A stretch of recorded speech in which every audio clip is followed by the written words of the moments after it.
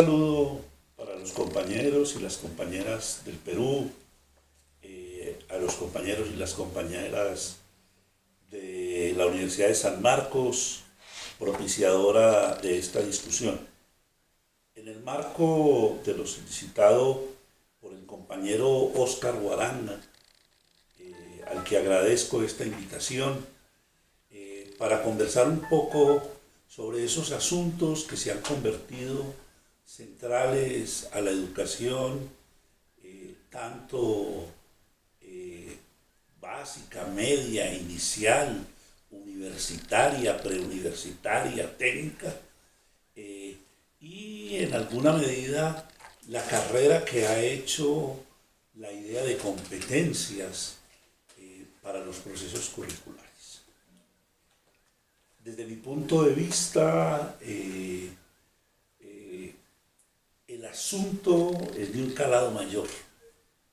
El asunto tiene que ver con una serie de cambios profundos que se vienen realizando en lo que pudiéramos denominar este comienzo del siglo XXI.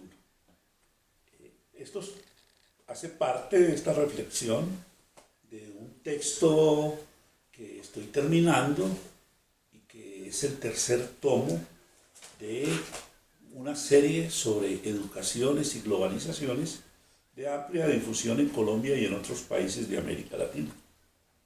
Este tercer tomo se llama Educación y Escuela en las globalizaciones del siglo XXI, reconfiguración, disputas, caminos alternativos e innovación. Quiero como basarme en 4 tesis que intentaré desarrollar. La primera tesis es que estamos en un momento de transformación profunda en la historia de la humanidad. Algunos lo llaman cambio de época, otros lo llaman cambio civilizatorio, otros, como el Premio Nobel de Física, George Charpak, lo llama una mutación civilizatoria. Ese cambio profundo es la razón principal para que los sistemas educativos de todo el mundo estén viviendo profundas transformaciones y hayan vivido profundas transformaciones en este tiempo. En ese sentido, esos cambios educativos serían la segunda tesis. La tercera tesis es que el gran problema que tenemos es que la primera tesis, cambio; la segunda tesis, necesidad de otra educación; la tercera tesis es que en este momento histórico hemos vivido como realidad el que hemos atravesado en 40 años 2 revoluciones industriales. Mientras la humanidad necesitó 300 años para 2 revoluciones industriales, la primera la del vapor, la segunda la de la electricidad, la revolución de la microelectrónica y la de los sistemas artificiales y la información ha tomado solo 40 años. Y 4, la consecuencia de eso en educación consiste en que muchos de los sistemas hoy están en transición entre la tercera y la cuarta revolución industrial. Y pudiéramos decir, como conclusión de esas 4 tesis, la discusión sobre el currículo, sobre las competencias, sobre la gestión escolar hoy, está en un profunda replanteamiento. Yo le decía y le escribía al profesor Óscar cuando me solicitaba esta conversación, le decía, abordemos solo un punto, porque abordemos currículo, abordemos competencias, pero me decía, no, me parece importante dar cuenta de todos esos procesos. Entonces, miremos en ese sentido cuáles son esas discusiones. El primer elemento es que asistimos en este momento de la historia de la humanidad a unos cambios profundos, no solo en lo que pudiera ser la manera como se da esos aspectos que fundamentan la construcción de la sociedad de hoy y la ciencia de hoy, sino que la manera como esa ciencia fue fundamentada durante 400 años, hoy sufre unos profundos replanteamientos. Y eso se puede ver si lo fundamentamos y podemos decir que esta tercera y esta cuarta revolución productiva y industrial está fundamentada en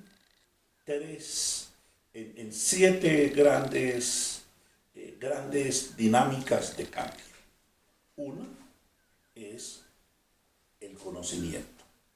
Estamos frente a un conocimiento que algunos han llamado modo 2, modo 3 de la ciencia.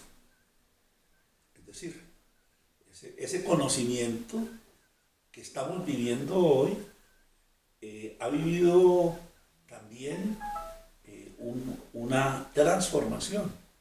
Recordemos que la primera revolución científica estuvo fundada desde la física mecánica. Y esa revolución centrada sobre la física mecánica reorganizó el currículo. Esto nos daría una entrada si hubiéramos hablado lo del currículo, porque ese currículo, su sistema algorítmico está constituido sobre un sistema de conocimiento de la primera revolución científica. La segunda revolución científica, que va a estar centrada más en la energía, va a tener que ver con los desarrollos de la física cuántica. Y esos desarrollos de la física cuántica van a generar todos los elementos del principio de indeterminación de Heisenberg. Ese mundo va a estar constituido desde la energía. Y esta tercera revolución en la ciencia, en la forma de concebir la ciencia, está profundamente ligada a la ciencia artificial y a lo que pudiéramos denominar en esa ciencia artificial las nuevas formas de la información, que no son las de la pequeña ciencia simplemente de los aparatos, sino se refiere a esos grandes cambios. Entonces digamos que para pensar en la educación y la educación que necesitamos hoy, tenemos que pensar nuestros sistemas educativos en cuál nivel de ese conocimiento está. Pero hay un segundo punto que también va a determinar profundamente estos cambios, y es la tecnología. Hemos vivido en los últimos 40 años 5 revoluciones tecnológicas. La de la transistorización, la de los tubos vacíos de la imagen, la de la informática, la de la telemática y la de la biotecnología. Que si nos centráramos por ahí, ese elemento de la biotecnología, algunos llegan a plantear que hoy la biología es la ciencia del futuro, así como la física fue la ciencia de estos últimos 400 años. El tercer elemento fundante de todo esto es que el sistema lógico sobre el cual están construidos ese nuevo conocimiento y esa nueva tecnología está soportada en un nuevo lenguaje. El lenguaje digital, que tiene forma binaria, que funciona con un algoritmo binario y que organiza el mundo desde otras secuencias, creando realidades de tipo virtual. Es decir, lo tecnológico no es simplemente el uso de aparatos. Eso sería en educación simplemente la ferretería, que es lamentablemente lo que estamos haciendo en América Latina al volvernos consumidores de aparatos sin entender las lógicas internas y los sistemas de soporte que está tras eso. Creo que en política simple es lo que acaban de revelar que Cambridge hizo a través de los algoritmos con una investigación de psicología que también ha convertido en 88 millones de personas trasladadas para ser posibles votantes de Trump, que parece que tuvo una influencia grande en la votación norteamericana. Eso tiene que ver con ese lenguaje digital y eso tiene que ver con el tipo de algoritmo. Es decir, no podemos ser ingenuos de seguir creyendo que lo que estamos es simplemente a unos procesos de organización de manejo de aparatos. El cuarto elemento es la información. Y la información va a tener que ver no solo con el gran acumulado de información, hoy contenido a partir de las redes sociales y de San Google como reorganizador de la información, sino a los sistemas a través de los cuales se está construyendo las formas básicas de la física cuántica, de la biotecnología, de las nuevas tecnologías del conocimiento, las nuevas tecnologías de la información y el impacto que están teniendo en la sociedad. Es decir, la información va asociada a una nueva manera de los sistemas artificiales que están soportando la cuarta revolución productiva y la cuarta revolución industrial en este momento y la tercera revolución científica. Por eso la información hoy se va a convertir en uno de los elementos fundamentales para poder reorganizar los sistemas del conocimiento, porque van a estar profundamente relacionados. La quinta emergencia de este tiempo sobre el que está soportado estos cambios es la comunicación. Hoy, todos esos tres sistemas, el del conocimiento, el de la tecnología y el de lo digital, sus cuestiones de la realidad virtual, redes sociales, etc., nos lleva a un nuevo tipo de conocimiento. Nos lleva a un nuevo tipo de comunicación. Y ese nuevo tipo de comunicación está mediada por formas comunicativas que están organizando lo digital, lo virtual, como procesos nuevos de organización. Pero que al hacer la comunicación, lo que hace, según un pensador colombiano, Jesús Martín Barbero, lo que hace es producir un nuevo lenguaje. Un lenguaje que, al hacer la síntesis entre lo oral, lo escrito y lo digital, nos produce en esa síntesis un lenguaje mosaico que organiza sus sistemas. Pero derivado de esas cuatro aparece de esas cinco aparece una quinta característica y es la innovación. La innovación se pone al orden del día y al ponerse al orden del día reorganiza lo que sería todo el sistema y todo el sistema en el cual los procesos de mediación y de mediación educativa toman otro sentido. La innovación va a ser la capacidad de transformar las realidades. Y por eso, uno de los grandes procesos que se va a generar va a ser la capacidad de cambio. Y la capacidad de cambiar en medio del cambio.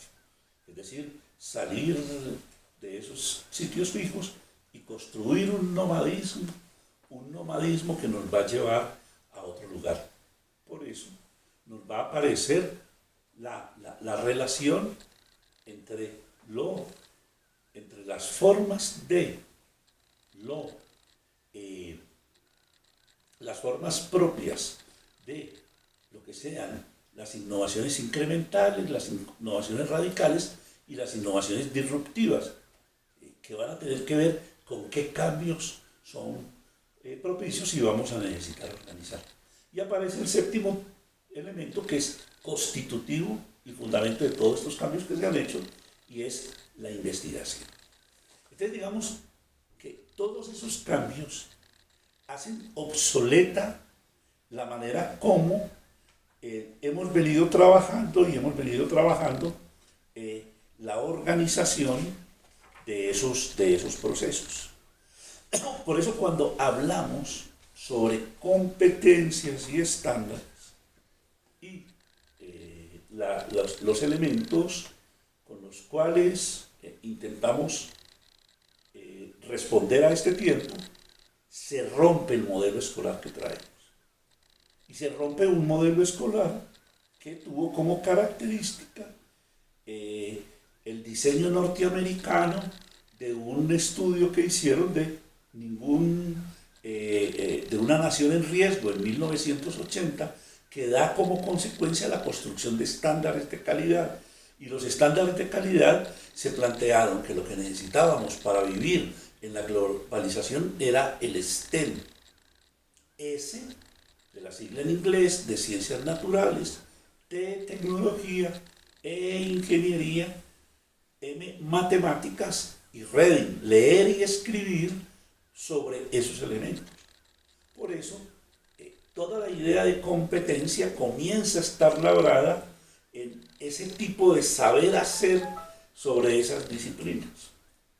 Sin embargo, eso se intenta imponer al mundo y se lo intenta imponer al mundo sobre una serie de leyes de educación que se inician en el año 1986 y tienen como horizonte el cambio educativo norteamericano. Y sobre eso se organizan las pruebas, primero las pruebas TIMSS Internacional, ahora las pruebas PISA, que curiosamente las de este año las está diseñando el grupo Parsons de los Estados Unidos, especializado en abandonó la producción de textos escolares para dedicarse a test estandarizadas y organización de esos procesos. ¿Ya? El camino de eso significa una reorganización y una reestructuración. Por eso hay una señora que les recomendaría leer, y que lo corto de esto no nos permite entrar en ella. En mi texto vamos a encontrar citas de ella. Es la señora Diana Ravitch.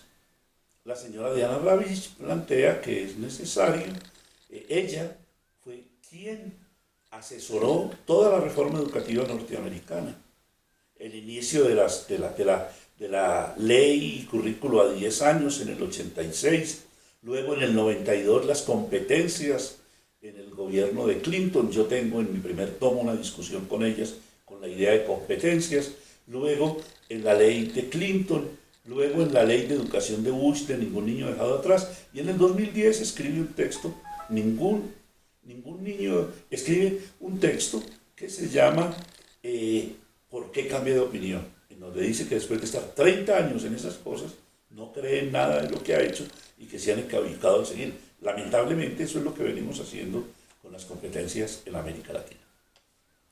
¿Hacia dónde va la reestructuración actualmente? ¿Y hacia dónde va ese pensamiento de lo que pudiéramos llamar esos replanteamientos de la cuarta revolución, que es lo que nos va a permitir hablar de capacidades en vez de competencias? Pero no de capacidades para reemplazar a las competencias, sino las capacidades como fundamento de la construcción humana, las habilidades como el desarrollo de ellas en la cultura, y las competencias como el saber hacer necesario para vivir en sociedad, derivada de esas otras dos. Que si yo coloco primero las competencias, va a terminar simplemente volviendo a un ser humano, a un homo faber, renunciando a la integralidad del humano. ¿Dónde está ese debate en la actualidad?